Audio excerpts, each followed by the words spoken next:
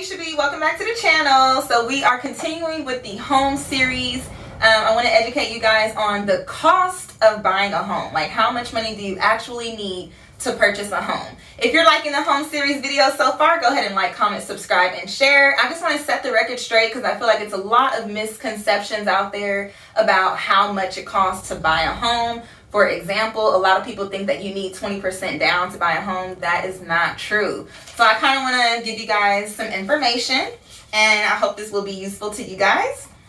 The market is hot right now, and I want to do this video for anybody that has a dream of buying a home anytime soon, anybody that wants to take advantage of what's happening with the real estate market right now. It is purchase season. Summer is coming. People are about to start buying homes. So I want to make sure you guys know how much money you need in order to buy a home. And remember, I'm a licensed loan officer in over 20 states. I can help you get pre-approved for a new home. So definitely hit your girl up.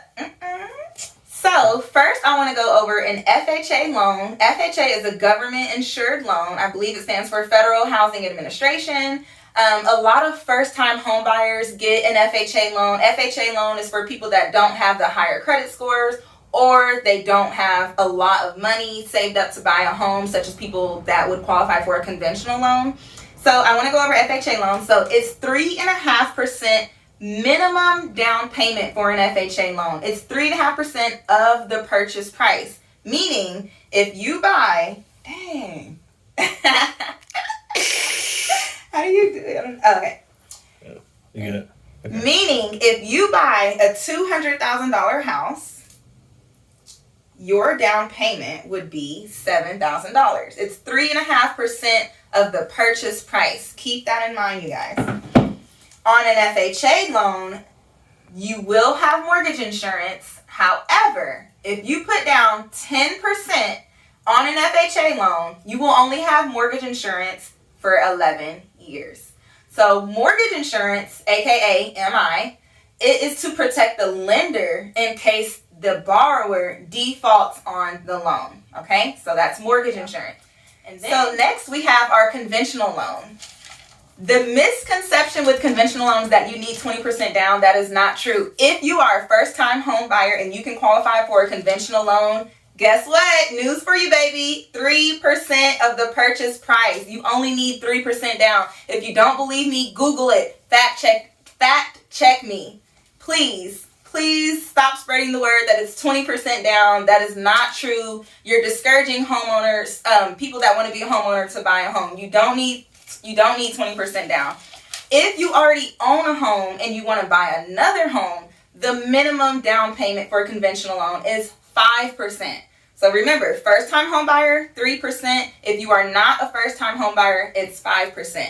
In order to be considered a first-time home buyer, let's say I bought a house in 2008, I moved out in 2010, and I rented from 2010 till now. And so now in 2022, I would be considered a first-time home buyer. If you haven't owned a home in 3 years, any type of real estate, you will be considered a first-time home buyer. So make sure you answer your questions on your application correctly.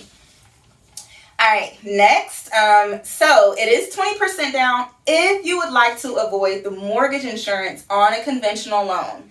That is why people put 20% down on a conventional loan, because they want to make their payment lower.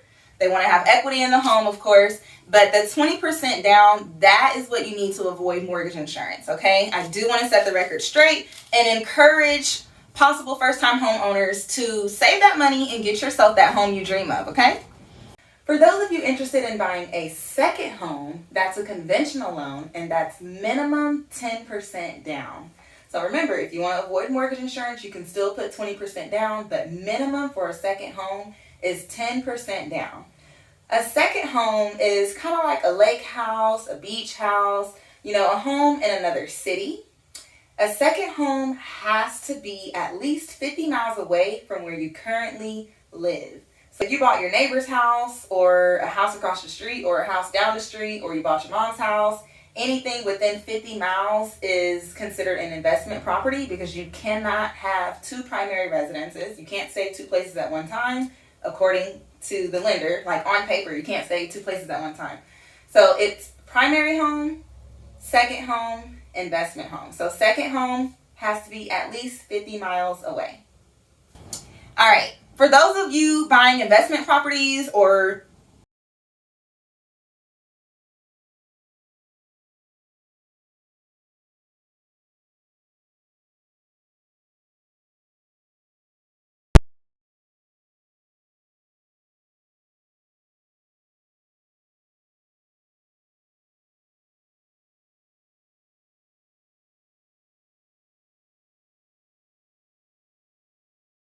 be $22,500. That's what you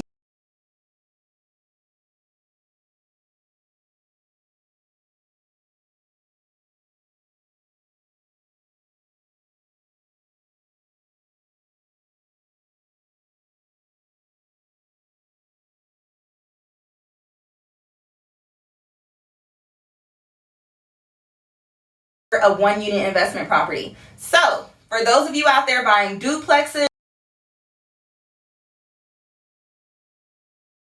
down payment, okay?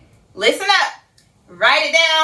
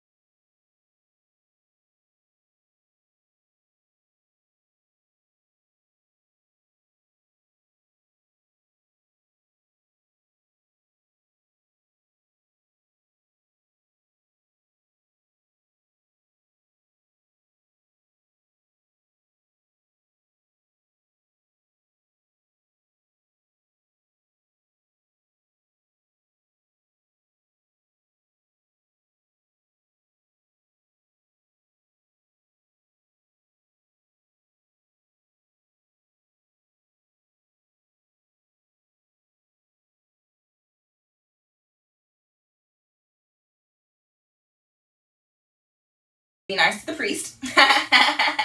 Nah, real talk though.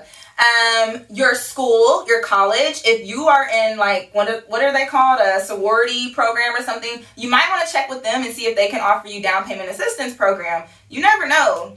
So your county may offer you down payment assistance programs, but they may make you take some type of class in order to get the down payment assistance program. Also, if you are granted a down payment assistance program, you have to check with your lender to see if they accept the program. Not all lenders accept all programs. If you need help finding a down payment assistance program, you need to get with your real estate agent. That is different from your loan officer. So, speaking of down payment, I want to make it very clear for you money mattress savers over there, you cannot use cash in a real estate transaction. Underwriting tracks everything that you do. If you are saving money under your mattress and you want to buy a house over the next 3 to 4 months, you need to deposit your cash as soon as possible because it has to season in your bank account for at least 60 days. Underwriters or lenders ask for 60 days of bank statements. Another thing I want to talk about when buying a home is upfront cost. Earnest money is 1% of the purchase price.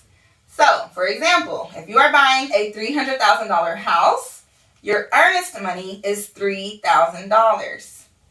Your appraisal can run you up to $1,000, and your inspection can run you up to $400. So you gotta have that upfront money. Your real estate agent should tell you this before you guys start working together, okay? The rest is due at closing. So your down payment and your closing costs, all of that is due at closing. So when we talk about upfront costs, this is upfront, like, hey, I want to buy your house, and I'm going to do all these upfront costs. The earnest money, the appraisal, inspection. That's upfront cost. Oh, and then your option fee, my bad. So you have your option fee. Option fee is like $150, $200. It's so minimal. So the rest will be due at the closing table. So let's say I want to buy your house. We're going to close in 10 days. So in 10 days, I need to have all my ducats in a row and I have all the money. Most likely, you're either going to write a check or a cashier's check, or you're going to wire the money to the title company. Or if you're buying, like if the owner's selling it to you directly, you'll wire the money to the owner. Okay? All right, so let's talk about where you can get your funds from if you are resourceful and trying to get money to buy a home. Alrighty, so you can borrow money to borrow money. So it's called borrowing secured funds.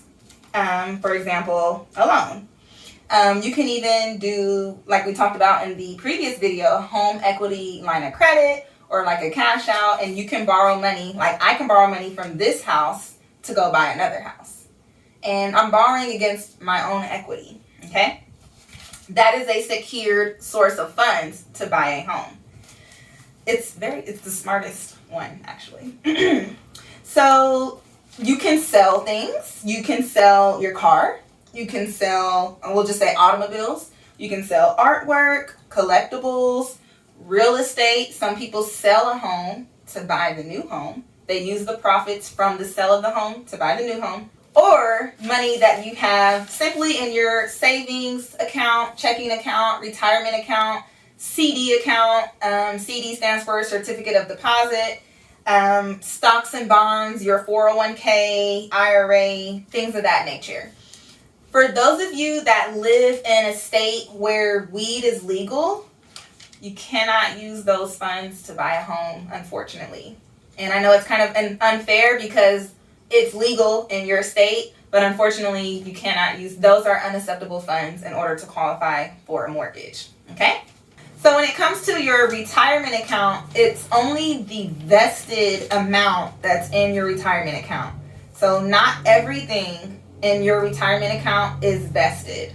If you don't know what I mean, Google it. I want to make this video as short as possible, just giving the quick information. Comment below if you have a question, I'll answer it, or you can DM me, okay? Another acceptable form of money to buy a home is the vested or the cash value of your life insurance policy. So for those of us that have life insurance policies, if you need that money to buy a home, you can use the cash value of the policy. In a world where what do you bring to the table is a trending topic, if you have life insurance, 401k, any type of savings, just realize you can use those items to buy a home. If you like this video, go ahead and give me a like. If you learned something, comment below. Tell me what you learned. If I missed something, comment below. If you guys need another video on something that we need to talk about or something that you need to know, comment below. Let me know if you want me to make another video on the home buying topic. Let me know what you guys want. Let me know what you guys like. I hope you guys enjoyed the video. Like, comment, subscribe, and share. You already know what to do.